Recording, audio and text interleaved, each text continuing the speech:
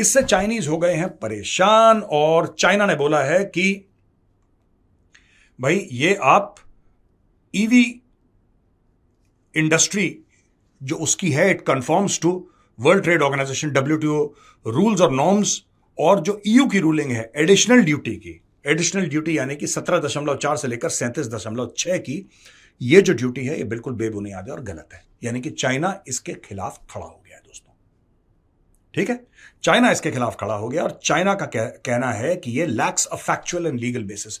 ना ये फैक्चुअल है, ना ये सच्चाई है, ना ये कानूनी है, ये सारा फ्रॉड है तुम लोगों का, ऐसा चाइना को कह। चाइना और तिल मिलाया दोस्तों, क्योंकि कुछ समय पहले जॉर्जिया मेलोनी जो प्राइम मिनिस्टर हैं इटली की, उन्होंने बोल दिया कि Italy is walking out of belt and road initiative. BRI जो है, जिसका पाकिस्तान का CPEC फ्लैगशिप वेंचर है, दुनिया भर में इन्होंने इंफ्रास्ट्रक्चर का एक जाल बिछा रखा है। ये सारा का सारा जाल जो है उन कंट्रीज को बेनिफिट नहीं करता जहां पे जाल बिछा है, ये चाइना को बेनिफिट करने के लिए बनाया है। और यही चीज इटली ने बाद में रियलाइज करी। इटली की जब आंखें खुली, उनको लगा कि भाई ये तो जेब कट गई। चाइनीज के साथ जब भी हाथ मिलाओ दोस्तों, जब भी हाथ मिलाओ तो अपनी उंगलियां गिन लो। पता लगा कि 5 उंगलियां आपने उसके हाथ में डाली थी, जब वापस हाथ मिला आपको तो सिर्फ 3 उंगलियां थी, 2 उसी ने रख ली। ये चाइनीज की फितरत है। क्यों BRI से हटा इटली? इटली हटा BRI से दोस्तों सिर्फ इसलिए क्योंकि उसको यह पता लगा कि हमारा सामान तो चाइनीज खरीद नहीं रहे। कुछ कुछ लग्जरी आइटम खरीद लिए, कुछ XYZ छोटी मोटी चीजें खरीद ली, लेकिन हमारा तो 90% हमें खरीदना पड़ रहा है चाइना से। हमें तो लगा था कि हमें बेनिफिट होगा। हमें क्या बेनिफिट है? हमें क्या बेनिफिट है? सस्ती वॉशिंग मशीन, उसके लिए डॉलर देना पड़ रहे हैं ना चाइना को। तो अब इन्होंने बोल दिया कि चाइना से जो भी चीज आएगी बॉस, जरा चूड़ियां कसो चाइनीज की। तो चाइनीज इस चीज से बड़े परेशान है। चाइनीज मिनिस्टर है ताजियानी को मिलेंगे ये, और 19 सितंबर को will hold talks with European Commission's Executive Vice President and Trade Commissioner Valdis Dombrovskis। यही नाम है भाई का, मैं क्या करूं। तो अब इन्होंने ये सब बातें बोली हैं कि साहब ये जो आपके कार मैन्युफैक्चरर्स हैं वो हमारा पूरा का पूरा ट्रेड का मामला खराब कर रहे हैं।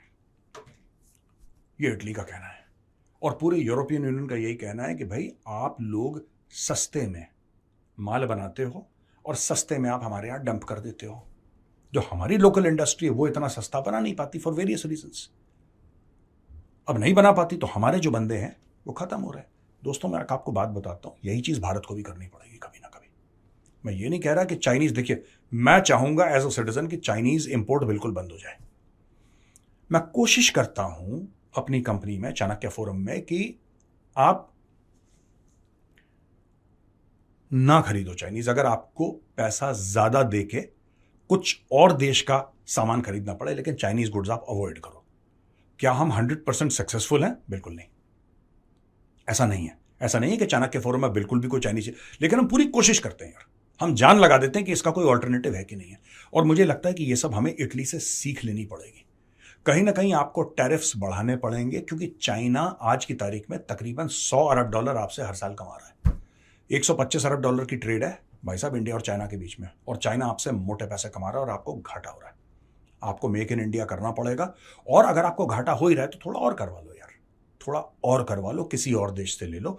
जितना चाइना से लोगे सामान, चाइना के पास उतना पैसा जाएगा, जितना पैसा जाएगा उतना वो अपनी फौज में लगाएगा, फिर आपके कमाए हुए पैसे से आप ही को आंखें दिखाएगा चाइना। इटली ने एक बहुत अच्छा रास्ता हमको दिखाया है और मुझे लगता है कि पूरी दुनिया को इसको फॉलो करना चाहिए।